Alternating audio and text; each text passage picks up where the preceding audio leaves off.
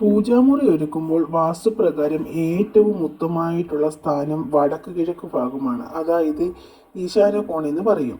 അപ്പം ഈ ഭാഗങ്ങളിലാണ് നല്ല രീതിയിൽ നമ്മൾ ആദ്യമായിട്ടൊരു പൂജാമുറി നമ്മൾ ഒരുക്കുന്ന സമയത്ത് വടക്ക് കിഴക്ക് ഭാഗത്തും അതുപോലെ തന്നെ കിഴക്ക് ഭാഗത്തോ വടക്കു ഭാഗത്തോ പൂജാമുറി വെക്കുന്നത് ഉത്തമമായിട്ടുള്ള കാര്യമാണ്. അതുപോലെ തന്നെ പൂജാമുറി പ്രത്യേകം ശ്രദ്ധിക്കേണ്ട മറ്റൊരു കാര്യം എന്ന് പറയാൻ, ഗോവേണിയുടെ ഭാഗത്തോ ടോയ്ലറ്റിനോട് ചേർന്നോ മാത്രം പൂജാമുറി വരരുത്.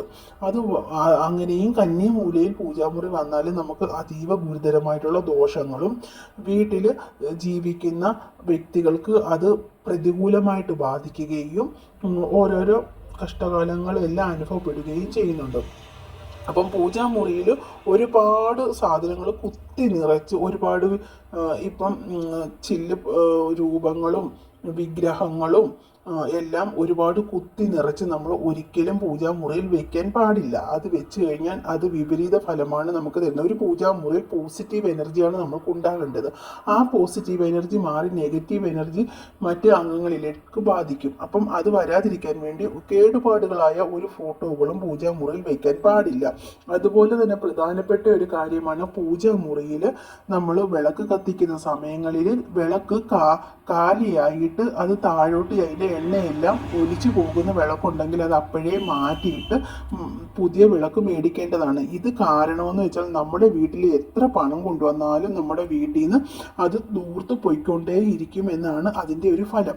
അതുപോലെ തന്നെ പൂജാമുറിയിൽ കേടുപാടുകൾ എന്തെങ്കിലും വന്ന ഫോട്ടോസുകൾ ഉണ്ടെങ്കിൽ അത് കൊണ്ടുവന്ന് ഒഴുക്കുള്ള വെള്ളത്തിൽ കളയുകയോ അടുത്തുള്ള ക്ഷേത്രത്തിൽ ആലിൻ്റെ ചൂട്ടിൽ കൊണ്ടുവയ്ക്കുകയോ ചെയ്യാവുന്നതാണ്. അത് വീട്ടിലിട്ട് ചവിട്ടി തേക്കാനും ഒന്നും പാടില്ല. അതുപോലെ തന്നെ നമ്മൾ പൂജാമുറിയിൽ പുഷ്പങ്ങളോ ഇല്ലെങ്കിൽ കൂവളത്തലകളോ അങ്ങനെ എന്തെങ്കിലുമൊക്കെ അർപ്പിക്കുന്നുണ്ടെങ്കിൽ അത് കരിഞ്ഞു പോകുന്നതിന് മുമ്പായിട്ട് തന്നെ അന്ന് ക്ലീൻ ചെയ്ത് മാറ്റി വെക്കേണ്ടതും അത്യാവശ്യമാണ്. അതുപോലെ തന്നെ വിളക്ക് രാവിലെയും വൈകിട്ട് നന്നായിട്ട് കഴുകി വൃത്തിയാക്കിയതിന് ശേഷം അന്നന്ന് തിരിയും കളഞ്ഞിട്ട് വേണം നമ്മൾ വിളക്ക് കത്തിക്കുവാൻ. അതുപോലെ തന്നെ മറ്റൊരു പ്രധാനപ്പെട്ട കാര്യമാണ്, പൂജാമുറിയിൽ മാറാല പിടിച്ചിരിക്കാൻ പാടുള്ളതല്ല. അങ്ങനെ മാറാല പിടിച്ചിരുന്ന് കഴിഞ്ഞാൽ നമ്മുടെ ജീവിതം ഒരിക്കലും ശോഭിക്കത്തില്ല. നമുക്ക് നല്ല നെഗറ്റീവ് എനർജി ആയിരിക്കും കിട്ടുന്നത്. അങ്ങനെ നെഗറ്റീവ് എനർജി കിട്ടി ആ വീട്ടിലുള്ള ആൾക്കാർക്കൊക്കെ അത് ബാധിക്കുകയും അവർ പോകുന്നിടത്ത് വിപരീത ഫലങ്ങളായിട്ടും ഉണ്ടാകുക. നെഗറ്റീവ് ബാധിച്ച വീടുകളിൽ ഉണ്ടാകുന്ന ഫലങ്ങൾ എന്തൊക്കെയാണെന്ന് പറയാതെ തന്നെ അറിയാമല്ലോ. അപ്പം അങ്ങനെയൊക്കെയുള്ള കാര്യങ്ങളെല്ലാം പൂജാമുറിയിൽ കഴിവതും ഒഴിവാക്കുകയാണ് വേണ്ടത്.